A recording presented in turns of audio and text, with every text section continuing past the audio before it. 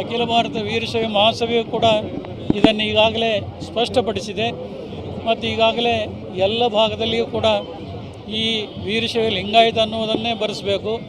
ಯಾವುದೇ ಒಳಪಂಗಡಗಳು ಇದ್ದರೂ ಕೂಡ ಅವರೆಲ್ಲ ವೀರಶೈವ ಲಿಂಗಾಯತ ಮೂಲವಾಹಿನಿಗೆ ಬಂದರೆ ಬಹುಶಃ ಈ ಸಮುದಾಯದ ಜನಸಂಖ್ಯೆ ಹೆಚ್ಚಿನ ಮಟ್ಟದಲ್ಲಿ ಪ್ರಾಪ್ತವಾಗಲಿಕ್ಕೆ ಸಾಧ್ಯವಾಗ್ತಾ ಇದೆ. ಮುಂದಿನ ದಿನಗಳಲ್ಲಿ ಪೀಠಗಳಷ್ಟೇ ಅಲ್ಲ, ಈ ನಾಡಿನ ಅನೇಕ ಮಠಾಧೀಶರು ಮತ್ತು ರಾಜಕೀಯ ನಾಯಕರು ಎಲ್ಲ ಪಕ್ಷದಲ್ಲಿರುವಂಥ ಮುಖಂಡರು ಸೇರಿ ಒಂದು ಐತಿಹಾಸಿಕವಾದಂಥ ಸಮ್ಮೇಳನವನ್ನು ರಾಜ್ಯದ ರಾಜಧಾನಿ ಬೆಂಗಳೂರಿನಲ್ಲಿ ಮಾಡುವಂಥ ಒಂದು ಉದ್ದೇಶವನ್ನು ಈಗಾಗಲೇ ಈ ಕಾರ್ಯಕ್ರಮಕ್ಕೆ ಬಂದಂಥ ನಾಯಕರು ಕೂಡ ಸ್ಪಷ್ಟಪಡಿಸಿದ್ದಾರೆ. ಅವರ ಅಭಿಪ್ರಾಯಕ್ಕೆ ನಾವು ಎಲ್ಲ ಪೀಠಗಳು ಕೂಡ ಸಹಮತವನ್ನು ವ್ಯಕ್ತಪಡಿಸಿದ್ದೇವೆ. ಮುಂದಿನ ದಿನಗಳಲ್ಲಿ ಅದನ್ನು ಯಾವಾಗ ಮಾಡಬೇಕು, ಹೇಗೆ ಮಾಡಬೇಕನ್ನೋದ್ರ ಬಗ್ಗೆ ಒಂದು ಸ್ಪಷ್ಟವಾದಂಥ ನಿರ್ಧಾರವನ್ನು ನಾವೆಲ್ಲ ಕೈಗೊಳ್ತಾ ಇದ್ದೇವೆ. ಎಲ್ಲ ಗುರು ವಿರಕ್ತರು ಎಲ್ಲರೂ ಸೇರಿ ಅದನ್ನು ಮುಂದಿನ ದಿನಗಳಲ್ಲಿ ಸಮಾಜದ ಐಕ್ಯತೆ ಮತ್ತು ಒಂದು ಈ ಸಮಾಜಕ್ಕೆ ಪುನಶ್ಚೇತನ ಕೊಡುವಂಥ ಉದ್ದೇಶ ನಮ್ಮೆಲ್ಲರಿಗೂ ಕೂಡ ಇದೆ. ಅದನ್ನು ಮುಂದಿನ ದಿನಗಳಲ್ಲಿ ನಾವು ಹಂತ ಹಂತವಾಗಿ ಆ ಕಾರ್ಯವನ್ನು ಯಶಸ್ವಿಯಾಗಿ ಮಾಡ್ತೇವೆ ಅನ್ನುವಂಥ ಭರವಸೆಯನ್ನು ನಾವು ಕೊಡ್ತೇವೆ. ಮತ್ತು ಉಳಿದ ಪೀಠಾಚಾರ್ಯರ ಭಾವನೆಗಳನ್ನು ಕೂಡ ನಿಮ್ಮ ಜೊತೆಗೆ ಅವರು ಹಂಚಿಕೊಳ್ತಾ ಇದ್ದಾರೆ. ಅವರ ವಿಚಾರಕ್ಕೂ 12 ನಿರ್ಣಯಗಳನ್ನು ತೆಗೆದುಕೊಂಡಿದ್ದೇವೆ. ಕೆಲವು ಧಾರ್ಮಿಕವಾಗಿ, ಸಾಂಪ್ರದಾಯಿಕವಾಗಿ ಮತ್ತು ಸಾಮಾಜಿಕವಾಗಿ ಮತ್ತು ಜಾತಿಗಣತಿಯ ಸಂದರ್ಭದಲ್ಲಿ ನಿರ್ಧರಿಸಬೇಕಾದಂಥ ಅಂಶಗಳನ್ನು ಕೂಡ ಒಳಗೊಂಡಿದೆ. ಅಷ್ಟೇ ಅಲ್ಲದೆ ಹೊರ ರಾಜ್ಯಗಳಲ್ಲಿರುವಂಥ ವೀರಶೈವ ಲಿಂಗಾಯತ ಸಮುದಾಯದ ಜನರ ಕಷ್ಟಗಳನ್ನು ಕೂಡ ಅರಿತು ಆ ಕಷ್ಟಗಳ ಪರಿಹಾರಕ್ಕೆ ಏನು ಅಖಿಲ ಭಾರತ ವೀರಶೈವ ಮಹಾಸಭೆ ಸ್ಪಂದಿಸಬೇಕು ಅನ್ನುವಂಥ ಒಂದು ಒತ್ತಾಸೆಯನ್ನು ಕೂಡ ನಾವೆಲ್ಲ ಮಾಡಿದ್ದೇವೆ. ಕೇಂದ್ರ ಸರ್ಕಾರಕ್ಕೆ ಈ ವೀರಶೈವ ಲಿಂಗಾಯತ ಅನ್ನುವಂಥ ಈ ಸಮುದಾಯವನ್ನು OBC ಪಟ್ಟಿಗೆ ಸೇರಿಸಿ ಈ ಪ್ರಯೋಜನವನ್ನು ಎಲ್ಲ ವರ್ಗದ ನಮ್ಮ ಸಮುದಾಯಕ್ಕೆ ಕೊಡಬೇಕನ್ನುವಂಥ ನಿಟ್ಟಿನಲ್ಲಿ ಈ ಕರ್ನಾಟಕದ ಸಂಸದರು ಮತ್ತು ಅನೇಕ ಮಂತ್ರಿಗಳು ಒಂದು ನಿಯೋಗವನ್ನು ರಚನೆ ಮಾಡಿ ಕಳಿಸಿಕೊಡುವಂಥ ಉದ್ದೇಶ ಇದೆ.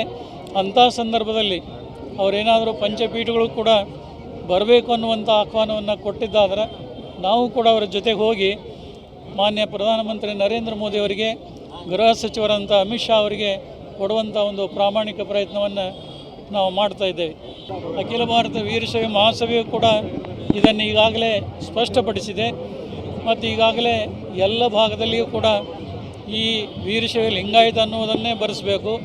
ಯಾವುದೇ ಒಳಪಂಗಡಗಳು ಇದ್ದರೂ ಕೂಡ ಅವರೆಲ್ಲ ವೀರಶೈವ ಲಿಂಗಾಯತ ಮೂಲವಾಹಿನಿಗೆ ಬಂದರೆ ಬಹುಶಃ ಈ ಸಮುದಾಯದ ಜನಸಂಖ್ಯೆ ಹೆಚ್ಚಿನ ಮಟ್ಟದಲ್ಲಿ ಪ್ರಾಪ್ತವಾಗಲಿಕ್ಕೆ ಸಾಧ್ಯವಾಗ್ತಾ ಇದೆ.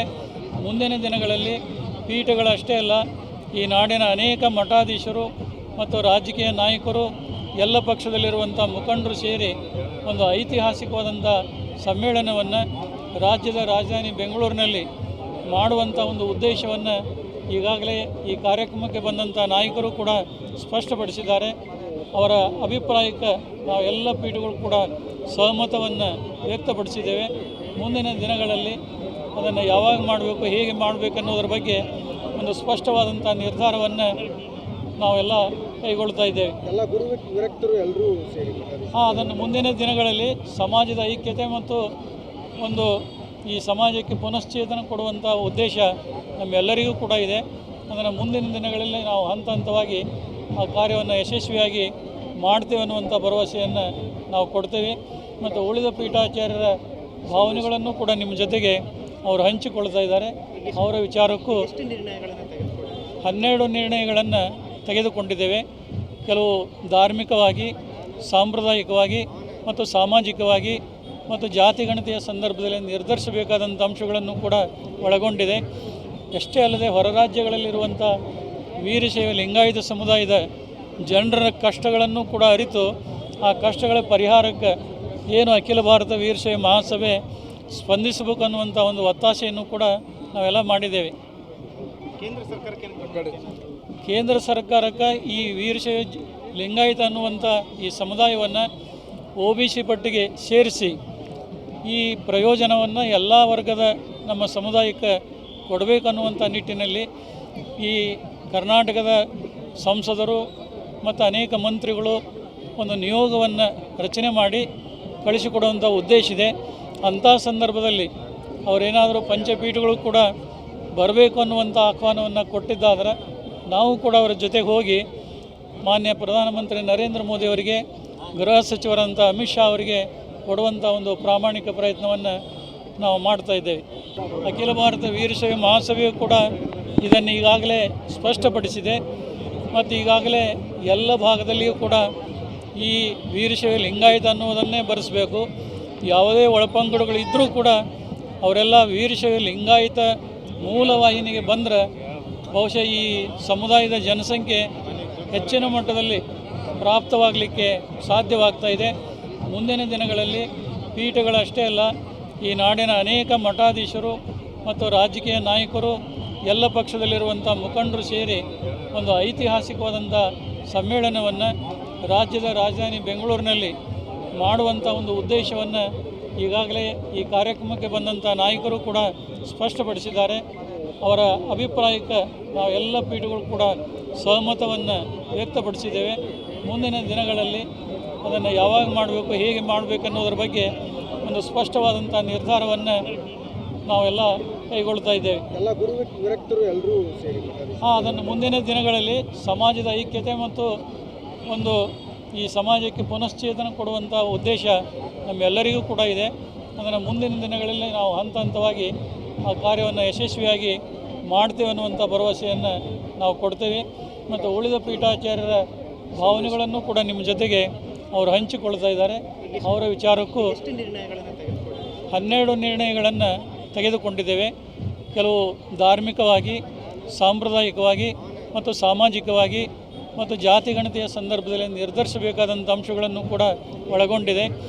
ಅಷ್ಟೇ ಅಲ್ಲದೆ ಹೊರ ರಾಜ್ಯಗಳಲ್ಲಿರುವಂಥ ವೀರಶೈವ ಲಿಂಗಾಯತ ಸಮುದಾಯದ ಜನರ ಕಷ್ಟಗಳನ್ನು ಕೂಡ ಅರಿತು ಆ ಕಷ್ಟಗಳ ಪರಿಹಾರಕ್ಕೆ ಏನು ಅಖಿಲ ಭಾರತ ವೀರಶೈವ ಮಹಾಸಭೆ ಸ್ಪಂದಿಸಬೇಕು ಅನ್ನುವಂಥ ಒಂದು ಒತ್ತಾಸೆಯನ್ನು ಕೂಡ ನಾವೆಲ್ಲ ಮಾಡಿದ್ದೇವೆ. ಕೇಂದ್ರ ಸರ್ಕಾರಕ್ಕೆ ಈ ವೀರಶೈವ ಲಿಂಗಾಯತ ಅನ್ನುವಂಥ ಈ ಸಮುದಾಯವನ್ನು OBC ಪಟ್ಟಿಗೆ ಸೇರಿಸಿ ಈ ಪ್ರಯೋಜನವನ್ನು ಎಲ್ಲ ವರ್ಗದ ನಮ್ಮ ಸಮುದಾಯಕ್ಕೆ ಕೊಡಬೇಕನ್ನುವಂಥ ನಿಟ್ಟಿನಲ್ಲಿ ಈ ಕರ್ನಾಟಕದ ಸಂಸದರು ಮತ್ತು ಅನೇಕ ಮಂತ್ರಿಗಳು ಒಂದು ನಿಯೋಗವನ್ನು ರಚನೆ ಮಾಡಿ ಕಳಿಸಿಕೊಡುವಂಥ ಉದ್ದೇಶ ಇದೆ. ಅಂಥ ಸಂದರ್ಭದಲ್ಲಿ ಅವರೇನಾದರೂ ಪಂಚಪೀಠಗಳು ಕೂಡ ಬರಬೇಕು ಅನ್ನುವಂಥ ಆಹ್ವಾನವನ್ನು ಕೊಟ್ಟಿದ್ದಾದರೆ ನಾವು ಕೂಡ ಅವರ ಜೊತೆಗೆ ಹೋಗಿ ಮಾನ್ಯ ಪ್ರಧಾನಮಂತ್ರಿ ನರೇಂದ್ರ ಮೋದಿ ಅವರಿಗೆ, ಗೃಹ ಸಚಿವರಂಥ ಅಮಿತ್ ಶಾ ಅವರಿಗೆ ಕೊಡುವಂಥ ಒಂದು ಪ್ರಾಮಾಣಿಕ ಪ್ರಯತ್ನವನ್ನು ನಾವು ಮಾಡ್ತಾ ಇದ್ದೇವೆ. ಅಖಿಲ ಭಾರತ ವೀರಶೈವ ಮಹಾಸಭೆಯು ಕೂಡ ಇದನ್ನು ಈಗಾಗಲೇ ಸ್ಪಷ್ಟಪಡಿಸಿದೆ ಮತ್ತು ಈಗಾಗಲೇ ಎಲ್ಲ ಭಾಗದಲ್ಲಿಯೂ ಕೂಡ ಈ ವೀರಶೈವ ಲಿಂಗಾಯತ ಅನ್ನುವುದನ್ನೇ ಬರೆಸಬೇಕು. ಯಾವುದೇ ಒಳಪಂಗಡಗಳಿದ್ದರೂ ಕೂಡ ಅವರೆಲ್ಲ ವೀರಶೈವ ಲಿಂಗಾಯತ ಮೂಲವಾಹಿನಿಗೆ ಬಂದರೆ ಬಹುಶಃ ಈ ಸಮುದಾಯದ ಜನಸಂಖ್ಯೆ ಹೆಚ್ಚಿನ ಮಟ್ಟದಲ್ಲಿ ಪ್ರಾಪ್ತವಾಗಲಿಕ್ಕೆ ಸಾಧ್ಯವಾಗ್ತಾ ಇದೆ. ಮುಂದಿನ ದಿನಗಳಲ್ಲಿ ಪೀಠಗಳಷ್ಟೇ ಅಲ್ಲ, ಈ ನಾಡಿನ ಅನೇಕ ಮಠಾಧೀಶರು ಮತ್ತು ರಾಜಕೀಯ ನಾಯಕರು, ಎಲ್ಲ ಪಕ್ಷದಲ್ಲಿರುವಂಥ ಮುಖಂಡರು ಸೇರಿ ಒಂದು ಐತಿಹಾಸಿಕವಾದಂಥ ಸಮ್ಮೇಳನವನ್ನು ರಾಜ್ಯದ ರಾಜಧಾನಿ ಬೆಂಗಳೂರಿನಲ್ಲಿ ಮಾಡುವಂಥ ಒಂದು ಉದ್ದೇಶವನ್ನು ಈಗಾಗಲೇ ಈ ಕಾರ್ಯಕ್ರಮಕ್ಕೆ ಬಂದಂಥ ನಾಯಕರು ಕೂಡ ಸ್ಪಷ್ಟಪಡಿಸಿದ್ದಾರೆ. ಅವರ ಅಭಿಪ್ರಾಯಕ್ಕೆ ನಾವೆಲ್ಲ ಪೀಠಗಳು ಕೂಡ ಸಹಮತವನ್ನು ವ್ಯಕ್ತಪಡಿಸಿದ್ದೇವೆ. ಮುಂದಿನ ದಿನಗಳಲ್ಲಿ ಅದನ್ನು ಯಾವಾಗ ಮಾಡಬೇಕು, ಹೇಗೆ ಮಾಡಬೇಕು ಅನ್ನೋದ್ರ ಬಗ್ಗೆ ಒಂದು ಸ್ಪಷ್ಟವಾದಂಥ ನಿರ್ಧಾರವನ್ನು ನಾವೆಲ್ಲ ಕೈಗೊಳ್ತಾ ಇದ್ದೇವೆ. ಎಲ್ಲ ಗುರು ವಿರಕ್ತರು ಎಲ್ಲರೂ ಸೇರಿ ಅದನ್ನು ಮುಂದಿನ ದಿನಗಳಲ್ಲಿ ಸಮಾಜದ ಐಕ್ಯತೆ ಮತ್ತು ಒಂದು ಈ ಸಮಾಜಕ್ಕೆ ಪುನಶ್ಚೇತನ ಕೊಡುವಂಥ ಉದ್ದೇಶ ನಮ್ಮೆಲ್ಲರಿಗೂ ಕೂಡ ಇದೆ. ಅದನ್ನು ಮುಂದಿನ ದಿನಗಳಲ್ಲಿ ನಾವು ಹಂತ ಹಂತವಾಗಿ ಆ ಕಾರ್ಯವನ್ನು ಯಶಸ್ವಿಯಾಗಿ ಮಾಡ್ತೇವೆ ಅನ್ನುವಂಥ ಭರವಸೆಯನ್ನು ನಾವು ಕೊಡ್ತೇವೆ. ಮತ್ತು ಉಳಿದ ಪೀಠಾಚಾರ್ಯರ ಭಾವನೆಗಳನ್ನು ಕೂಡ ನಿಮ್ಮ ಜೊತೆಗೆ ಅವರು ಹಂಚಿಕೊಳ್ತಾ ಇದ್ದಾರೆ. ಅವರ ವಿಚಾರಕ್ಕೂ 12 ನಿರ್ಣಯಗಳನ್ನು ತೆಗೆದುಕೊಂಡಿದ್ದೇವೆ. ಕೆಲವು ಧಾರ್ಮಿಕವಾಗಿ, ಸಾಂಪ್ರದಾಯಿಕವಾಗಿ ಮತ್ತು ಸಾಮಾಜಿಕವಾಗಿ ಮತ್ತು ಜಾತಿಗಣತಿಯ ಸಂದರ್ಭದಲ್ಲಿ ನಿರ್ಧರಿಸಬೇಕಾದಂಥ ಅಂಶಗಳನ್ನು ಕೂಡ ಒಳಗೊಂಡಿದೆ. ಅಷ್ಟೇ ಅಲ್ಲದೆ ಹೊರ ರಾಜ್ಯಗಳಲ್ಲಿರುವಂಥ ವೀರಶೈವ ಲಿಂಗಾಯತ ಸಮುದಾಯದ ಜನರ ಕಷ್ಟಗಳನ್ನು ಕೂಡ ಅರಿತು ಆ ಕಷ್ಟಗಳ ಪರಿಹಾರಕ್ಕೆ ಏನು ಅಖಿಲ ಭಾರತ ವೀರಶೈವ ಮಹಾಸಭೆ ಸ್ಪಂದಿಸಬೇಕು ಅನ್ನುವಂಥ ಒಂದು ಒತ್ತಾಸೆಯನ್ನು ಕೂಡ ನಾವೆಲ್ಲ ಮಾಡಿದ್ದೇವೆ. ಕೇಂದ್ರ ಸರ್ಕಾರಕ್ಕೆ ಈ ವೀರಶೈವ ಲಿಂಗಾಯತ ಅನ್ನುವಂಥ ಈ ಸಮುದಾಯವನ್ನು OBC ಪಟ್ಟಿಗೆ ಸೇರಿಸಿ ಈ ಪ್ರಯೋಜನವನ್ನು ಎಲ್ಲ ವರ್ಗದ ನಮ್ಮ ಸಮುದಾಯಕ್ಕೆ ಕೊಡಬೇಕನ್ನುವಂಥ ನಿಟ್ಟಿನಲ್ಲಿ ಈ ಕರ್ನಾಟಕದ ಸಂಸದರು ಮತ್ತು ಅನೇಕ ಮಂತ್ರಿಗಳು ಒಂದು ನಿಯೋಗವನ್ನು ರಚನೆ ಮಾಡಿ ಕಳಿಸಿಕೊಡುವಂಥ ಉದ್ದೇಶ ಇದೆ. ಅಂಥ ಸಂದರ್ಭದಲ್ಲಿ ಅವರೇನಾದರೂ ಪಂಚಪೀಠಗಳು ಕೂಡ ಬರಬೇಕು ಅನ್ನುವಂಥ ಆಹ್ವಾನವನ್ನು ಕೊಟ್ಟಿದ್ದಾದ್ರೆ ನಾವು ಕೂಡ ಅವರ ಜೊತೆಗೆ ಹೋಗಿ ಮಾನ್ಯ ಪ್ರಧಾನಮಂತ್ರಿ ನರೇಂದ್ರ ಮೋದಿ ಅವರಿಗೆ, ಗೃಹ ಸಚಿವರಂಥ ಅಮಿತ್ ಶಾ ಅವರಿಗೆ ಕೊಡುವಂಥ ಒಂದು ಪ್ರಾಮಾಣಿಕ ಪ್ರಯತ್ನವನ್ನು ನಾವು ಮಾಡ್ತಾ ಇದ್ದೇವೆ.